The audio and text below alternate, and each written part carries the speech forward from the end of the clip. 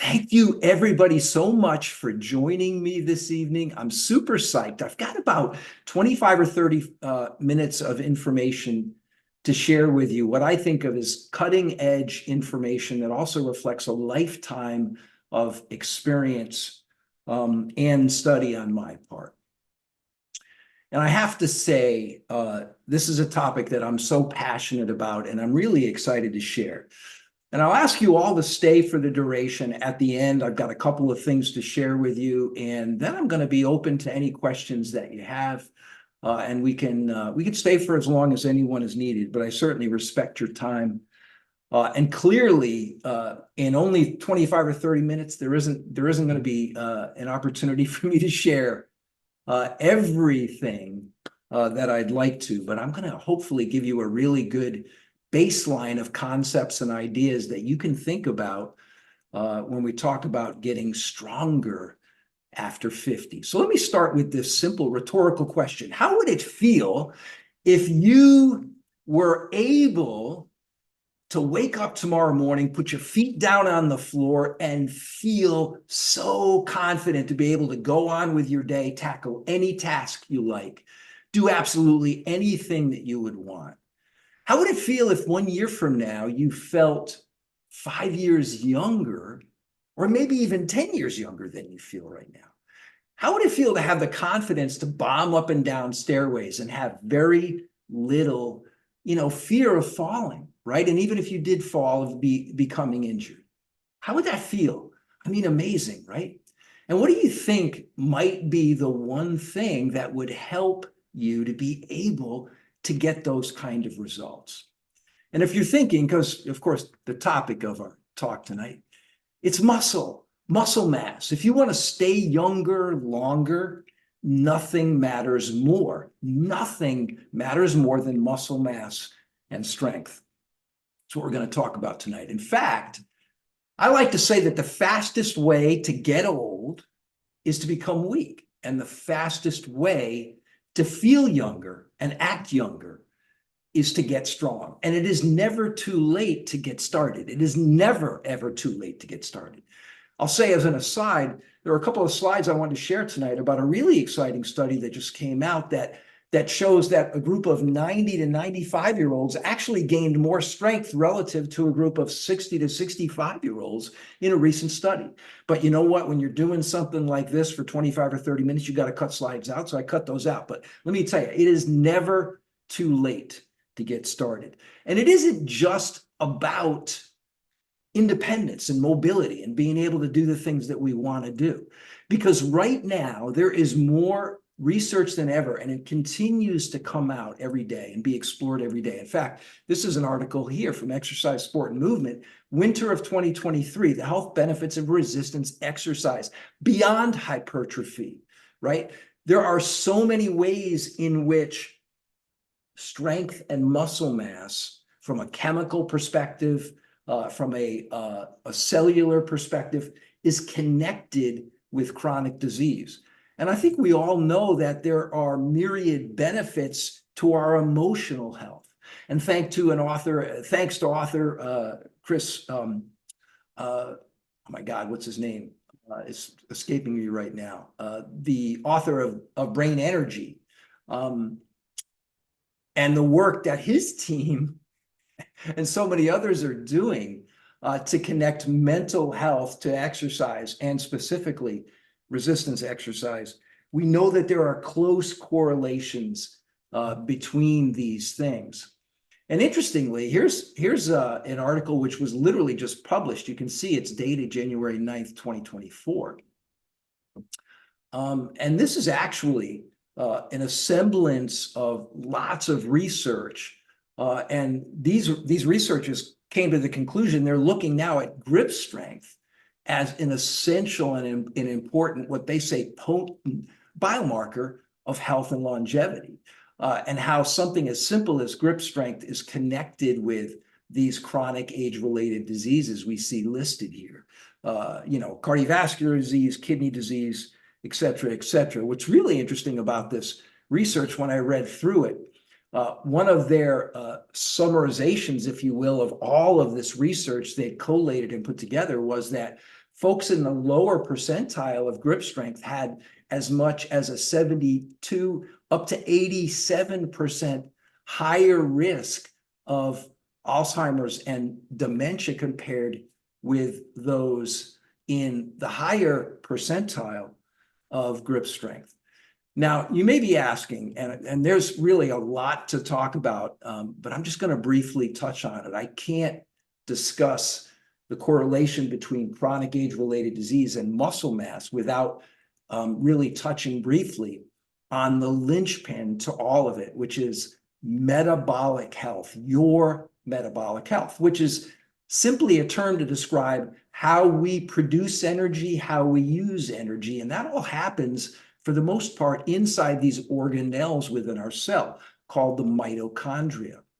There's a whole bulleted list there that talks about or mentions the idea that mitochondria and mitochondrial health is connected with virtually every aspect of disease and other aspects of aging, from epigenetics, which is basically a term to describe how our environment internally and externally, inside and outside of our body, affects how DNA and genes actually express themselves, as well as neurotransmitters and hormones and chronic systemic inflammation, something that I think is a hallmark of every single age-related disease.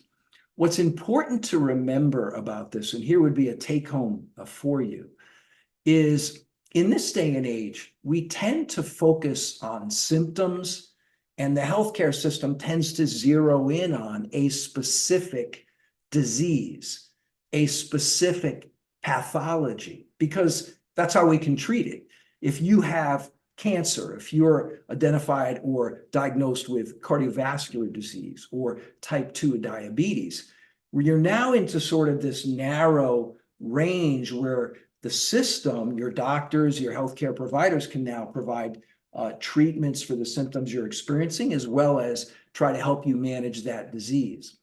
But what I'm here to tell you right now, and what we're going to learn more as time goes on, you're going to hear more and more of this as time goes on, is the foundation or baseline to all of these different chronic diseases is metabolic dysfunction, is mitochondrial dysfunction. And the connection here is that exercise, generally speaking, and resistance or strength training exercise specifically, is really important to maintain the health of your mitochondria. It's really that simple. So let's now pause for a moment, take a step back, and just look at things from like a really big picture perspective and ask this question: what are we most afraid of when it comes to our health as we age, right? Especially for those of us over 50, or in my case, I'm sitting here at 64. What do we think most about, and what are we most afraid of? And in my mind, there are really two things, if we could look really big picture. The first, of course, is the diagnosis of some kind of chronic disease, be it cancer, dementia, something along those lines, right? I mean, I think as we get older, that's something that tends to take, some space in our brain, especially as we see our friends and colleagues, what have you, diagnosed. I think the second thing, in addition to that, is the loss of independence, right? The loss of mobility, the inability to do the things that we want to do physically, to participate in life, right? To go out and just enjoy what it means to live stronger in the second half of our life. And again, the take home is that both of these things, whether it's our risk of chronic disease or the loss of mobility and independence, both of these things come back to strength and stability. And again, mitochondrial health is a very, very strong connection here. So absolutely, one of the things I want you to know is that it isn't just about, looking better in your bathing suit, right? It isn't just about being able to pick up heavier stuff. There are strong correlations. And for those of you that have my book, I talk about some of these things quite a bit. So if we're going to talk about getting stronger and being stronger after 50. And we're going to talk about these aspects of how our health is impacted. I think we got to recognize the enemy, right? What's the enemy here? Because I look at it personally as a fight. Every day I'm in a fight and I've got to do all I can to beat down this enemy. And what's the enemy? The enemy, my friends, is age-related muscle wasting, what's known as sarcopenia. Now, this happens, or it starts to happen at a relatively young age and in a very small way, unless we do something to reverse the trend. This is kind of a sciencey looking slide, but essentially it shows some cross sections of some legs of different individuals, and we can see this white area being fatty tissue and the darker area being muscle mass. And we see a comparison here between a 74-year-old sedentary individual and a 70-year-old athlete. So the point being, again, looking over here, young versus old, I think we all recognize what this looks like, right? We have perhaps we know people, or we tend to look at, to be very honest, elderly people as being more where you see the skin sagging a little bit, and you can see how muscle has wasted and gone away. So this isn't something we can stop completely, but we can reverse the trend. And we can slow the process dramatically. And really, at the end of the day, that's my goal. When I talk about squaring the curve and dying healthy, what I'm really talking about is compressing any period of suffering or dysfunction into a very, very short period of time, very, very late in our life. Because to me, that is certainly a reasonable goal for any of us to have. So listen, I think we would all agree that many people know that they probably should strength train. Certainly anybody that's health conscious is aware of the benefits of strength and resistance training. And I would certainly say, everybody here is probably aware of it, yet very few of us actually do it. I don't know how many here are actually strength training right now, what you think of as strength training. But the reality is most people do it. Why? Why don't more people do it? And I think there's a variety of reasons, but I would argue that one of the biggest reasons is fear. Fear of the unknown, fear of not knowing what to do or how to do it, right? Being intimidated by the prospect of walking into a gym, not feeling like, you can afford to pay a personal trainer and not even know if that personal trainer is someone you can trust. And we hear so many different things about, how to resistance train. There's so many different modalities, right? And so that unknown, that trepidation, that intimidation, I think is what the reason most people go, I don't know. I just can't do it. So again, what I hope to share with you today are some basic concepts and ideas that'll help you get started, right? There's a long way to progress. We could talk about Olympic lifting. We could talk about kettlebell training. There's so many things, but everybody needs a starting point and some concepts and ideas. And that's really the goal tonight. So again, big picture.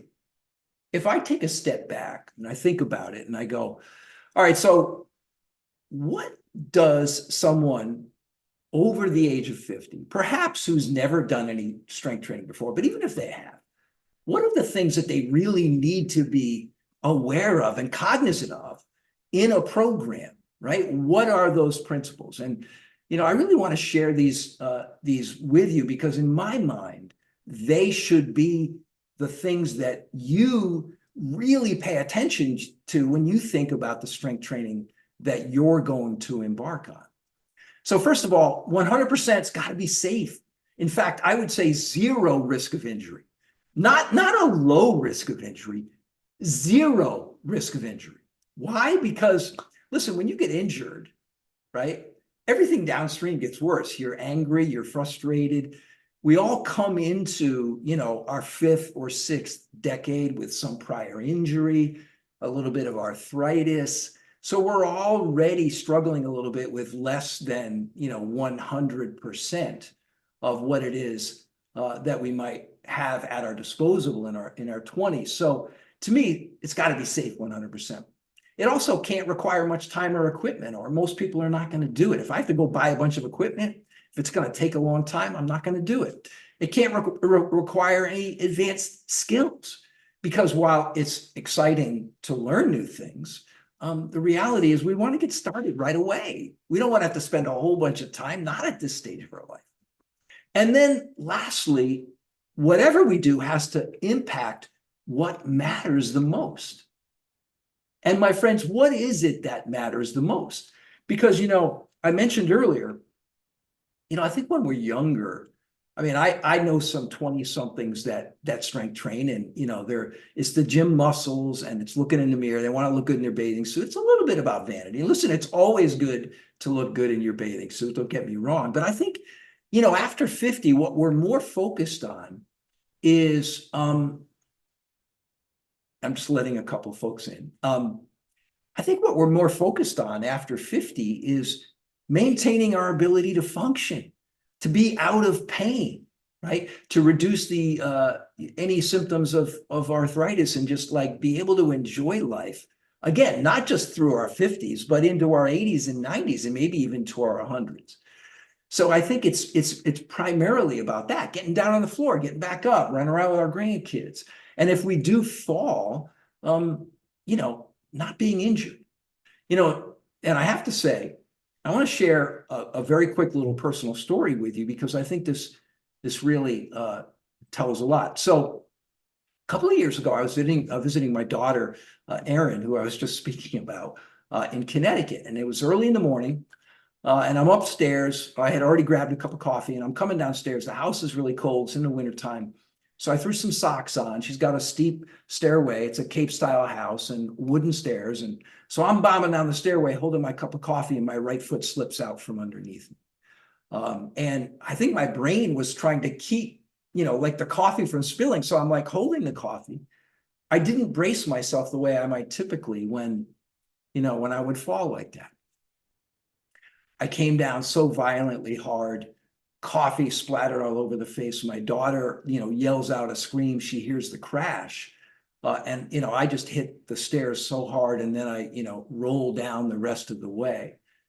And it was ugly. So I laid there for a moment and just tried to get my wits about me. And once I was able to move, of course, she's coming over. Everybody in the house was coming over to check on me.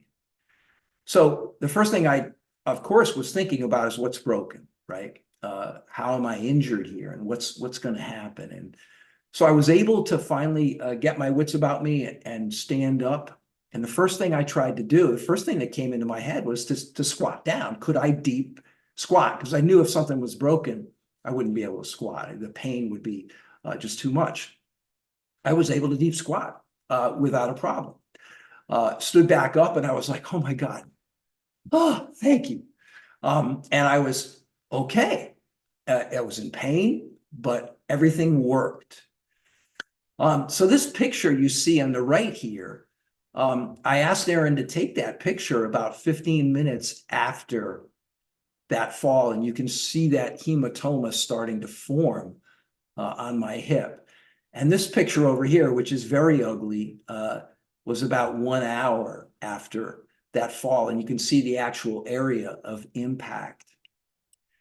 And the interesting thing was that I still have a little bit of bruising in that area, even more than 2 years later now. The take-home message here is, what if I was the normal 62-year-old man at that moment in time? I would have absolutely, more than likely, broken my hip. I might have done even more serious damage to my low back, maybe a broken leg. I would have certainly perhaps been hospitalized. It might have changed the course of my life.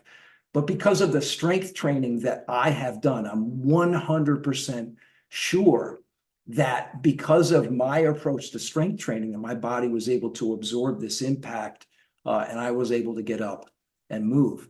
And it also reminded me honestly, just another quick story. About 6 months ago, a woman contacted me, local in my area. And she was upset on the phone. Apparently, she had slipped in her kitchen and fallen and put her arm out and to brace her fall. And in the process, tore her rotator cuff in her shoulder. And she was just recovering from rotator cuff surgery. And she was really upset. And she said, I wondered if you could help me. And I said, well, I'd be happy to. Tell me a little bit. And she said, well, I've been strength training and I've been doing everything I thought I was supposed to do. And I thought that would help me, when I felt like this, and it didn't. And the surgery has been awful. The rehab has been awful. And I'm really frustrated. So we set up an appointment. She came over and we started to go over some things.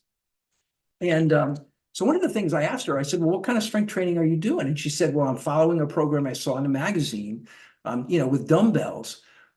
This program says I should do 2 to 3 sets of, 20 to 25 repetitions of, a whole bunch of these different exercises. And I said, oh, okay, that gives me some insight into perhaps why you may not have experienced the protection that you were hoping to. And the key phrase that stuck out to me that she said was that she was lifting weights. And I think this is a recommendation that every one of us has heard, right? In fact, if you follow any influencer, any coach, virtually anyone, that talks about what we should do as we age, we should lift weights. In fact, so funny, I was on Twitter today, and this person, you may recognize her. I'm not going to mention her name, but she's an influencer in the strength and conditioning field and in the aging field as a coach. And she reposted a tweet today that she had posted in December of 2020. And you can see right here, the arrows moved a little bit, but she uses this phrase, lift weights, as one of the things that she recommends. This is something we hear all the time. Well, I'm here to tell you right now, this is the first big take home and something I really would encourage you to remember. I hate's a strong word, but I really dislike the phrase lift weights. Totally dislike it. Now you're sitting there thinking, Al, what do you mean? Here's what I mean. When you hear the phrase lift weights, what it implies is that you need to do something to the weight. When in reality, it isn't about the weight. It's about what you do with the weight to your muscles. You see the difference?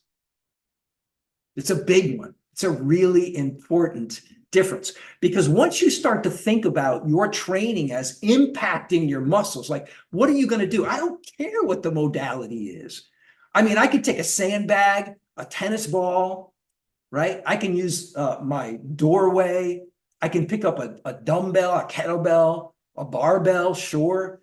But it doesn't matter the modality if I'm not thinking about what I'm doing to my muscles rather than what I'm doing to the modality, what I'm doing to the weight.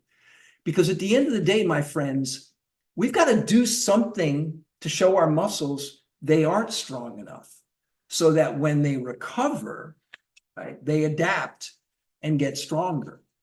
This is a critical concept. Once you understand your job is to do something to your muscles with whatever modality you're using, you're free to use any kind of modality. You just got to bring some concepts and ideas into it. If you stress your muscles, they will adapt and get stronger. What this woman didn't do was stress her muscles appropriately, because she was going through the motion for 20 to 25 repetitions. The other thing she didn't do was create integration and connection.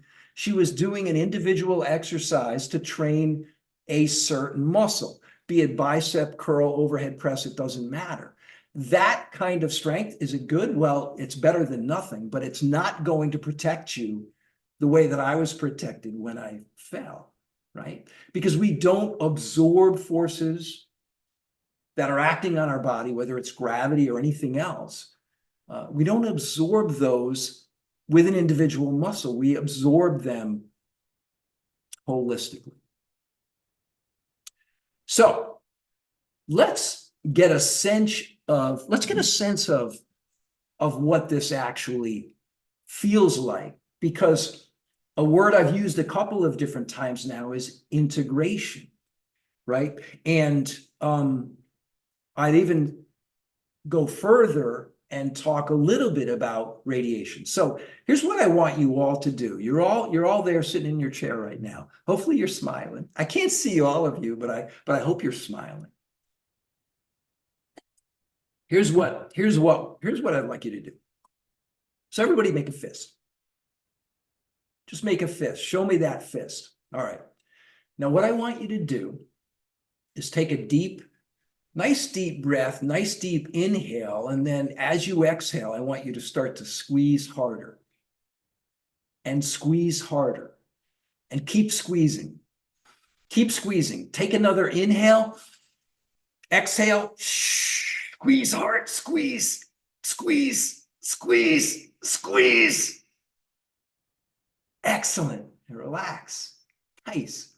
Okay, now, did you notice that in the beginning, when you were just holding the fist, you felt a little bit of tension in your fingers, but as you started to squeeze harder, right, that tension started to radiate through your arm, perhaps into your bicep, into your shoulder, maybe even into your back. You might have felt your entire trunk tense. That, my friends, is radiation of tension. So here's another important concept. That radiation of tension creates whole body integration. This is the secret to becoming stronger, especially over 50, in all the ways that matter the most. Okay? That integration is key. And that integration, I love this analogy or metaphor, if you will, depending on how you look at it. That integration is a little bit like a circuit breaker in your house versus a light switch, right? Because when you turn on a light switch, a single light comes on, right? And if you have a dimmer switch, it's a similar kind of thing. You can push that dimmer up and the light gets brighter. But when you engage an entire circuit in your house, all the lights get electricity. All of the outlets get electricity. This is what we're talking about, okay? Now, in scientific terms, where's my Hebb's law slide? Oh no, there's a missing slide. Why does this always happen? Well, let me simply say this. In scientific terms, what we're talking about is Hebb's law. Now, it's not important that you remember the name. What is important is that you remember what this law says, which is this: nerve cells that fire together wire together. It's skill building. It's the same thing as you learning to type or learning to play a musical instrument. You start out a little bit, you're fumbling a little bit. As you practice, you get better at that skill, and more of these nerve cells wire together and begin to fire together. That is what effective strength training is. That is how you create this internal tension, which absolutely is what matters the most. And very often when I'm talking to a group of people in person, what I'll often demonstrate are doing exercises without any external resistance at all and creating tremendous tension from within.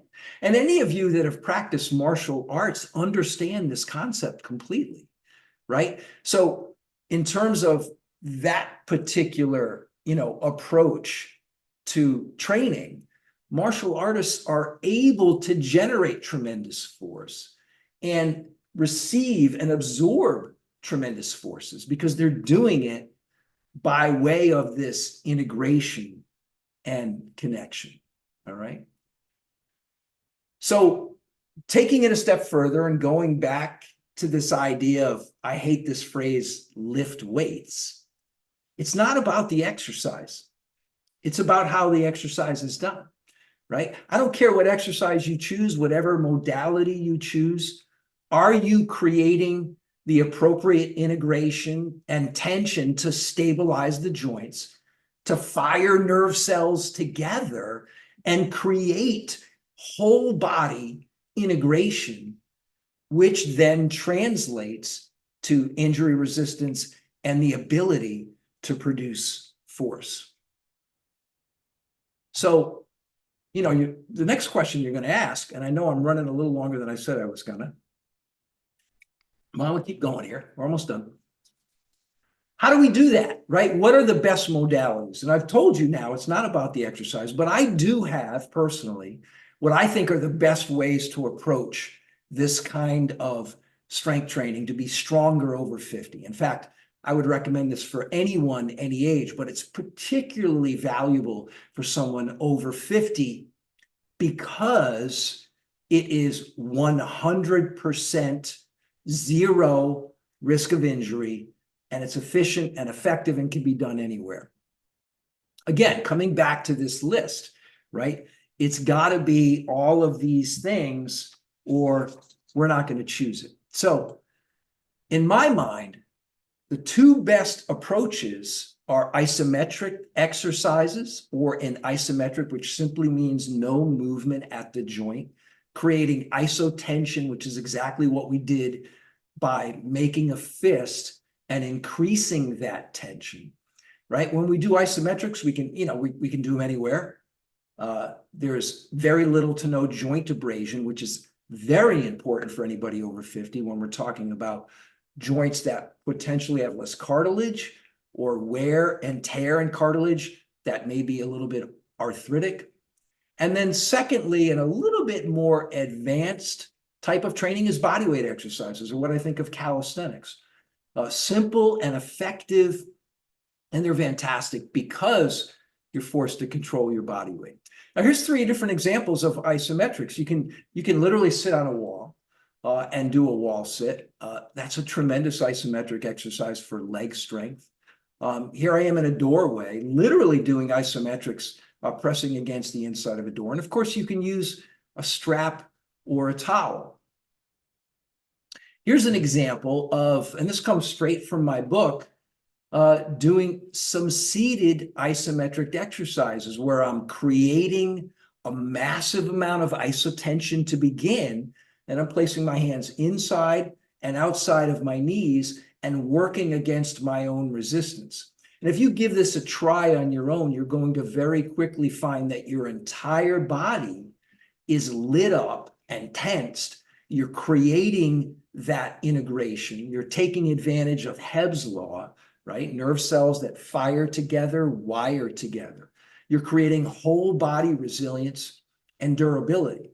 Because again, at the end of the day, it isn't about, my bicep, right? It's about how my body functions holistically, and can I handle force, and can I produce force? And again, as I mentioned, it is a skill. The more you do it, the better you get at it. Certainly, I've been doing it for years. I'm highly skilled at creating tension very quickly and very effectively. And I'll say this too. It's very easy to do. I mean, any one of you could immediately start on any of these exercises and approach it any way you'd like right after we're done talking today, and you'd be off, right? So it's very simple, but it's not easy because you do need to work at it in order to get the results. Now, here's 2 examples of some bodyweight exercises. This is my girlfriend and I, Terry, doing on the left a beginning of a pike push-up, basically a push-up from a downward dog position. And here is me in a posterior plank position, which, by the way, is an absolutely phenomenal exercise for stabilizing and strengthening the shoulders and the back and the hamstrings and the hips. Just a fantastic exercise. But here's the key with body weight exercises. We're going to use a very, very slow repetition speed. And we're going to work based off of time under tension rather than repetitions and sets. And this is a key difference. And, when someone first hears this kind of an idea, they will often say, well, that sounds easier. I don't have to do 10 reps. I can only do 1 rep. And I would say, okay, yes, that's pretty much what we're talking about. So for example, if you were going to do a push-up, looking at 5-2-5 or 10-3-10, you would lower to a count of 5 while creating massive tension, resisting yourself, squeezing everything, squeezing your legs together, engaging your back, sort of spiraling your fingers into the floor, right? Squeezing everything. As you lower to a count of 5, pause for 2, and then press up very slowly for 5. And of course, every time I've done this with an individual, they go, wow, that was really hard. And I go, yeah, it is hard. So it's over very quick, but it isn't easy. And after all, you and I, we know there's no quick fixes here, right? I mean, there's no magic bullet. The magic is in approaching these exercises in this way, because literally in 10 minutes of training, you can create a tremendous amount of fatigue and get tremendous benefit. But if you don't put any effort in, you're not likely to get much benefit. So again, why are these exercises effective? Well, again, isometrics, regardless of whether we're talking about, in a doorway with a strap, with a rope, with a towel, with a device like an iso chain, which is a more elaborate, complex isometric training device. There's zero risk of injury. You can hold tension for 5 seconds, 10 seconds, or perhaps do 3 sets of 30 seconds of progressively increasing tension. No risk of injury. It's completely safe. And there's no joint abrasion. It's simple, it's convenient, it's effective, although, as I said, it's not easy. Remember, sets and reps tell you nothing about what you did, to your muscles. Going back to what I mentioned earlier, in telling the story of that woman who was so frustrated. She said she had done 2 and 3 and 4 sets of 20 to 25 reps, but that never tells me anything about what you actually accomplished. In fact, so frustrating. I was on my mountain bike 2 days ago. Quick aside, I was listening to Dr. Gabrielle Lyons' podcast, very well-known strength coach, influencer in the field of aging and certainly in the field of muscle. And she had a guest PhD scientist on her podcast, and in his lab, they study muscle among other things. And she was trying to get out of him, like, what is the secret? Like, what's the sweet spot? How many reps and how many sets? And I'm riding my bike and I'm so frustrated. Listen, I'm like, that tells me nothing about what you did. Absolutely nothing. So something to remember. Effort is absolutely the great equalizer here. So, all right. Just as a reminder, as we wrap things up here, it doesn't matter how old you are or how much experience you've had. I've given you some concepts and ideas tonight about how you can immediately get started. And if you're sitting there and you're 90, or you've just gotten out of the hospital and you're recuperating, or whatever, pick the scenario, you can start immediately with some isometrics and some simple body weight exercises. You scale these exercises. For example, a push-up. If you need to make it easier, you can't do one on the floor. I'm not a fan of doing it on your knees, but you can elevate your hands. And so you're doing a push-up against the wall. Create isotension and stiffness, takes all the pressure off your low back. You start there. So all you need is the desire to do the work and the willingness to stay with it and be consistent. All right, what's next? Well, I have to share with you, of course, what if you wanted to go on from here? I happen to have a bodyweight strength program on my Pursuit Athletic Performance website. It's a program I created a number of years ago. Hundreds of people have used it really effectively. I think there's probably some fans of this program online. I did some group coaching for a number of years with this program. It's scalable for any skill level, so you could literally start with no experience whatsoever. All of your how to, why, all of the problems you may think of that you might have in getting started with a program like this, it's all answered for you and solved for you in this program. It's a $99 program for the next 48 hours. So I'm going to give you 15% off. Really simple. Use the coupon code GetStronger15. Okay, now that's good for a person who's willing to work on their own and just wants to work at their own speed in the comfort of their own home. You don't need a gym. You don't need any fancy equipment. You will be doing some chin-ups and pull-ups, so you'll need a bar. But other than that, you don't need any equipment. But what if you need and want a little bit more interaction, right? You enjoy the I'd say, a group environment where you have community to support you and learn together. You'd like to get on some group coaching calls.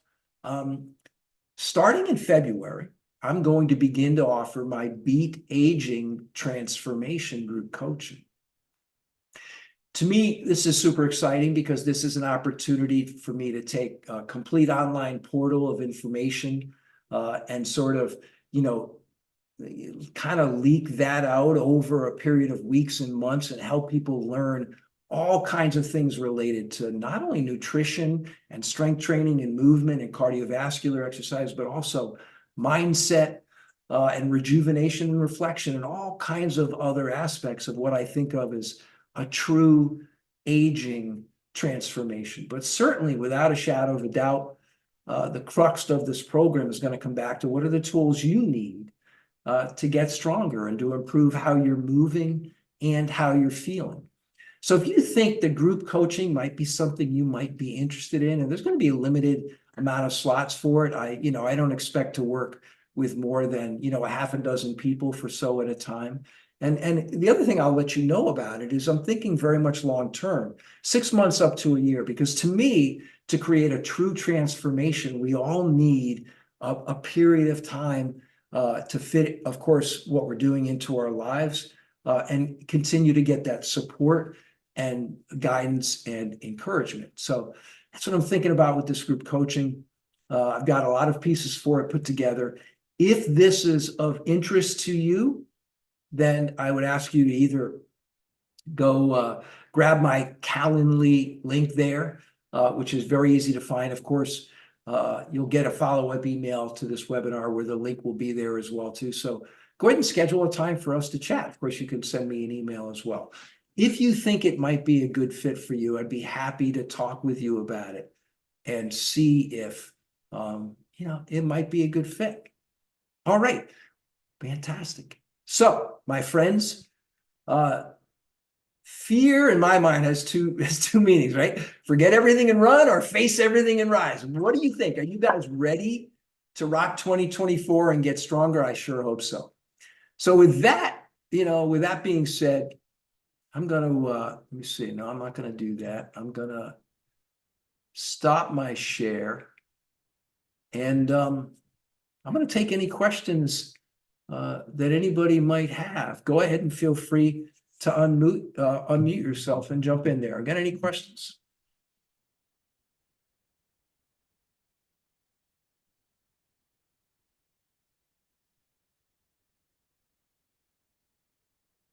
What about a pull-up bar? I have a pull-up bar in one of my doorways. Yeah, it's a fantastic tool, Edie. So one of the most important things we can do with that bar is, first of all, what I call a dead hang, which is simply to get up on the bar, engage your back. By that, I mean to draw your shoulders down away from your ears to fire all of the muscles of your upper back, and then hang from the bar. That's a great place to start. For me personally, and for the folks that I work with who are on the bar, we target a 2-minute dead hang as a baseline. It's one of what I think of as sort of one of those longevity markers. Now, beyond that, chin-ups and pull-ups are great. We all know that the wide bar, palm down, is the harder of the two. That's a true pull-up. So That's where I tend to focus most of my energy. But the bottom line is the more time you spend on the bar, the better. Yeah. It doesn't hurt your shoulder joints to pull yourself up. It does not hurt your shoulder joints at all. But remember what I said about engaging your back, right? So if you are fundamentally disconnected, and by that I mean maybe your shoulders have been injured in the past, or you had rotator cuff problems at one time, it's critically important when you get up on that bar to engage your back, which is to say, again, draw those shoulders down and fire all the muscles. So gravity to some degree is going to force tension into your arms and hands naturally, right? But you've got to bring additional isotension into that exercise to protect your shoulders. And similarly, you know, for any kind of exercise, certainly any kind of plank, right? I'm not a fan of a front plank, but it's an exercise a lot of people do. The surest way to injure your back in a front plank is to lose tension in your entire body and let your back arch a little bit, or even a lot, right? So when we get into that front plank, we've got to squeeze hard through every muscle in our body. And of course, we're going to fatigue much more quickly when we do that, but that's okay because we're going to get more benefit. Well, thank you, Edie.